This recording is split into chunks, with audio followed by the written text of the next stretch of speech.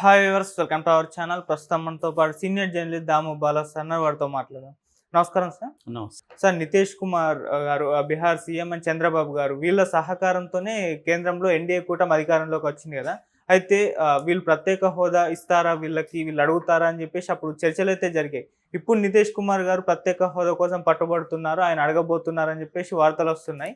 అయితే ఈ నేపథ్యంలో మరి చంద్రబాబు గారు అడుగుతారా, ఆంధ్రప్రదేశ్కి ఇస్తారా అసలు ప్రత్యేక హోదా అన్న దానిపైన కూడా చర్చలు జరుగుతున్నాయి. మీ ఒపీనియన్ సార్ దీనికి?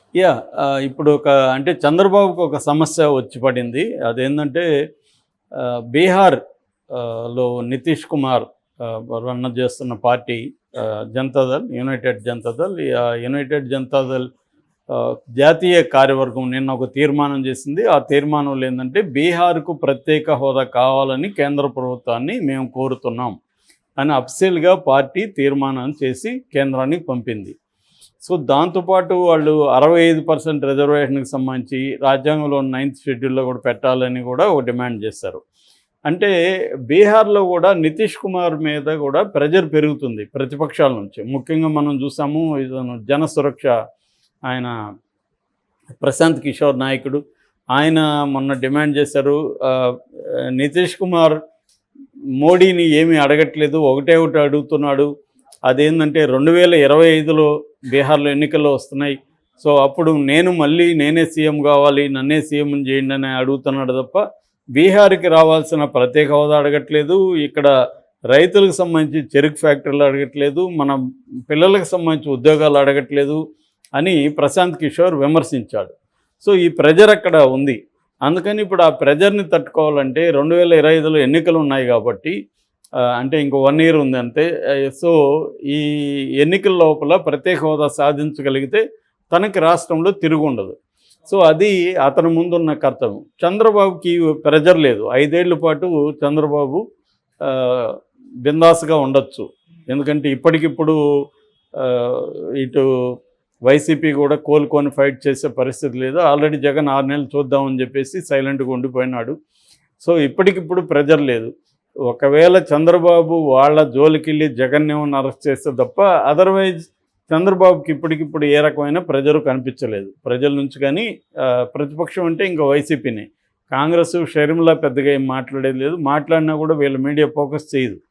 ఆమెకి గతంలో అంత ఫోకస్ అవ్వడానికి కారణం తెలుగుదేశం మీడియాను.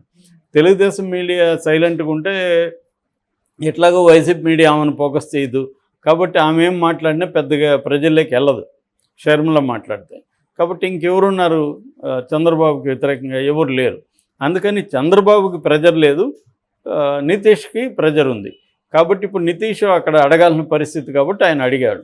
అయితే ఇప్పుడు దానివల్ల కొంత ఇక్కడ చర్చ మొదలైంది, చంద్రబాబు ఎందుకు అడగట్లేదు అని. వైసీపీ వాళ్ళు ఆల్రెడీ పోస్టులు పెట్టడం మొదలుపెట్టారు. చంద్రబాబు కూడా అడగాలి, ఎందుకు అడగట్లేదు, ఏది ఆపుతుంది చంద్రబాబు? నితీష్ కుమార్ బీహార్కి అడిగినప్పుడు చంద్రబాబు ఎందుకు అడగట్లేదు? ఆల్రెడీ ప్రత్యేక హోదా కొత్తది కాదు, ఆల్రెడీ విభజన చట్టానికి సంబంధించి కాంగ్రెస్ హామీ ఇచ్చింది, దాన్ని బీజేపీ కూడా సపోర్ట్ చేసింది అప్పుడు. సో బీజేపీ అధికారంలోకి వచ్చి 10 ఏళ్ళు అయినా కూడా ప్రత్యేక హోదా ఇవ్వకపోయారు. కనీసం ప్యాకేజీ లాంటిది ఇవ్వలేదు. బుందేల్ఖండ్కి ఇచ్చారు, అట్లా వెనుకబడిన ప్రాంతాలకు కొన్ని ప్యాకేజెస్ ఇస్తున్నారు. అట్లా ఒక ప్రత్యేక ప్యాకేజ్ ఇచ్చి కొన్ని ప్రత్యేక జాతీయ పరిశ్రమలు ఇక్కడ పెట్టడం, ఇక్కడ పెట్టే పరిశ్రమలకి రాయితీలు, జిఎస్టీ లాంటివి లేకుండా చూసుకోవడం, కొన్ని సపరేట్గా ఫండ్స్ రిలీజ్ చేయడం, ఇలాంటివన్నీ చేయాల్సిన అవసరం. ప్రధానంగా ఏంటంటే ఆంధ్రప్రదేశ్కి పరిశ్రమలు లేవు తగినంతగా, అట్లాగే ఐటీ ఇండస్ట్రీస్ లేవు, దానివల్ల ఎంప్లాయ్మెంట్ అక్కడ ఉండట్లేదు. ప్రధానమైన సమస్య ఎంప్లాయ్మెంట్కి. అట్లాగే కొన్ని ప్రాజెక్ట్స్ మనకి ఆగిపోయినాయి. మన పోలవరం కావచ్చు, లేకపోతే కడప ఉక్కు కావచ్చు, మెట్రో కారిడార్ కావచ్చు, విశాఖ మెట్రో ప్రాజెక్ట్ కావచ్చు, ఇట్లా అనేకం ఆగిపోయినాయి మనకి. అట్లాగే మనకి ఒక సుదీర్ఘమైన దాదాపు 1000 కిలోమీటర్ల పొడవైన కోస్టల్ బెల్ట్ ఉంది. అక్కడ కోస్టల్ రిలేటెడ్ ఇండస్ట్రీస్ చాలా డెవలప్ అవ్వచ్చు. సో పోర్ట్స్ ఉన్నాయి. ఇట్లా అనేకం ఆంధ్రప్రదేశ్ స్పెసిఫిక్గా రావాల్సిన అనేకం కేంద్రం నుంచి రావాలి. అవి రావాలంటే ప్రత్యేకమైన ప్యాకేజ్ ఇస్తే కానీ కేంద్రం ఇవ్వలేదు. ఎందుకంటే ఒక రాష్ట్రానికి ఎక్కువ ఫండ్స్ ఇచ్చి ఇంకొక రాష్ట్రానికి ఇవ్వకపోతే ఇబ్బందులు ఉంటాయి. అందుకని కేంద్రం సపరేట్గా ప్రత్యేక హోదానో లేదా ప్యాకేజీ ఇస్తే కానీ జరగదు. ప్రత్యేక హోదా అని కొట్లాడితే కనీసం ప్యాకేజ్ అన్న వస్తుంది. నువ్వు ముందే ప్యాకేజ్ అని కొట్లాడితే నీకు అది కూడా రాదు. కాబట్టి ఇప్పుడు కొంతమంది ఇంతకుముందు ప్రత్యేక హోదాకు పనిచేసిన శ్రీనివాస్ లాంటి మేధావులు కానీ లేకపోతే వైసీపీ సోషల్ మీడియా కానీ మెల్లమెల్లగా స్టార్ట్ చేసింది. బీహార్లో అడిగారు కదా, మీరెందుకు అడగట్లేదని. సో మరి దీనికి చంద్రబాబు పట్టించుకొని మాకు కూడా కావాలని ఇక్కడ కూడా 3 పార్టీలు కలిసి, అంటే చంద్రబాబు, జనసేన, బీజేపీ. ఒకవేళ బీజేపీని మేము డిమాండ్ చేయమంటే కనీసం జనసేన, తెలుగుదేశం కలిసి ఆంధ్రప్రదేశ్ ప్రత్యేక హోదా కావాలి మీరు ఇవ్వండి అని వీళ్ళెందుకు తీర్మానం చేసి పంపించలేదు. ఇంకా కావాలంటే వాళ్ళు అసెంబ్లీలోనే తీర్మానం చేసి పంపించవచ్చు ప్రత్యేక హోదా ఇవ్వండి అని. అలా ఎందుకు చంద్రబాబు గట్టిగా అడగట్లేదు అనేది ఇప్పుడు అందరూ అడుగుతున్నారు. కాకపోతే నేను ఇందాక చెప్పినట్టు చంద్రబాబుకి ఒత్తిడి లేదు. ఒకవేళ ప్రత్యేక హోదా ఇప్పుడే తెస్తే అది జనాలకు మర్చిపోతారు. కాబట్టి ఎలక్షన్ ముందు అంటే ఎలక్షన్ ముందు ఒక 1 year 6 నెలల ముందు ప్రత్యేక హోదా తెచ్చుకుంటే అది ఫ్రెష్గా జనంలో ఉంటుంది. చెప్పుకోవడానికి కూడా చూడండి నేను ప్రత్యేక హోదా తెచ్చాను, సో దీన్ని ఇంప్లిమెంట్ చేయాలంటే నేనే ఉంటే చేయగలను, మళ్ళీ జగన్ వస్తే దీన్ని పెంట చేస్తాడు అని చెప్పుకోవడానికి చంద్రబాబుకు ఉంటుంది. ఎందుకంటే చంద్రబాబు లాంటి రాజకీయ సీజన్డ్ పాలిటీషియన్స్ వాళ్ళకి తెలుసు టైమింగ్ ఇంపార్టెంట్ రాజకీయాల్లో. అంటే రాష్ట్రానికి ప్రయోజనం కంటే కూడా అది ఎప్పుడు తెస్తే తనకు ఉపయోగం ఉంటుంది అనేది ఎప్పుడైనా ముందుగా తన ప్రయోజనం, అంటే తన పార్టీ తన ప్రయోజనం చూసుకొని రాష్ట్ర ప్రయోజనాలు పొలిటికల్ పార్టీలు ఏవైనా కూడా అవే చేస్తాయి. చంద్రబాబు కూడా అదే చేస్తాడు. సో చంద్రబాబు ఏంటంటే నేను ప్రత్యేక హోదా కావచ్చు లేదా ప్యాకేజ్ కావచ్చు ఎప్పుడు తీసుకొస్తే నాకు మైలేజ్ వస్తుంది అనేది అతను చూసుకుంటాడు కదా. సో అందుకనే చంద్రబాబుకి ఇప్పుడు అవసరం లేదు. కాబట్టి ఇప్పుడు నేను అనుకోవడం గట్టిగా చంద్రబాబు ఏది కూడా డిమాండ్ చేయడు, ఇప్పటివరకు ఏది చేయలేదు. దానికి ఆయన ఏం చెప్తున్నాడంటే మనం వ్యక్తిగతంగా కోరికలు కోరకూడదు, రాష్ట్ర ప్రయోజనాలు కోరాలి, అది కూడా మనం సమయం చూసి అడగాలి అనేది ఇట్లాంటిది చెప్తున్నాడు. సో అసలు పొత్తు పెట్టుకున్నప్పుడే బీజేపీతో ఎందుకు పొత్తు పెట్టుకున్నామని చాలామంది ప్రశ్నించారు ఆయన, ఇంక్లూడింగ్ పార్టీలో కూడా. బీజేపీ రాష్ట్రానికి గత 10 ఏళ్లలో చేసింది ఏం లేదు, అలాంటి బీజేపీకి ఎందుకు పైగా చంద్రబాబు అరెస్ట్కి బీజేపీ ఆశీర్వాదం ఉంది జగన్కి.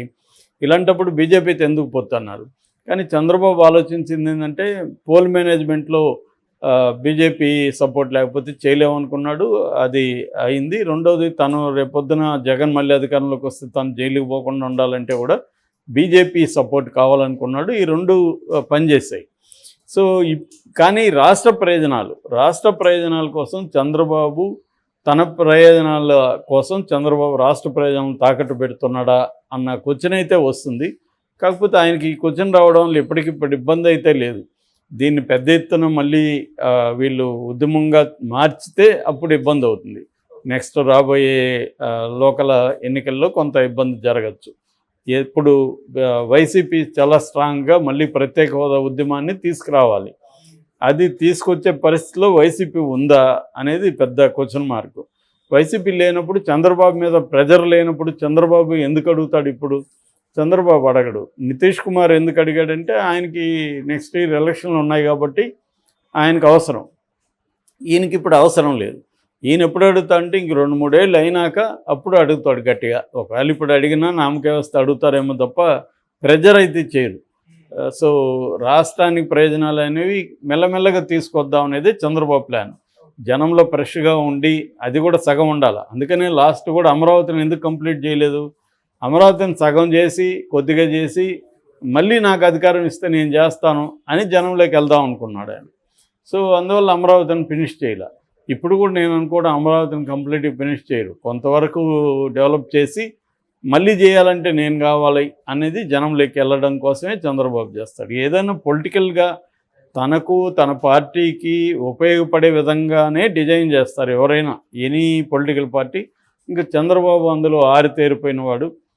ఇవాళ ఉన్న చాలామంది సీనియర్ నాయకుడి కంటే కూడా సీనియర్ ఆయన కాబట్టి ఆయనకి తెలుసు ఏ వ్యవహారాన్ని ఎప్పుడు టైమింగ్ అనేది ఎంత ఇంపార్టెంటో తెలుసు ఆయనకి రాజకీయాల్లో.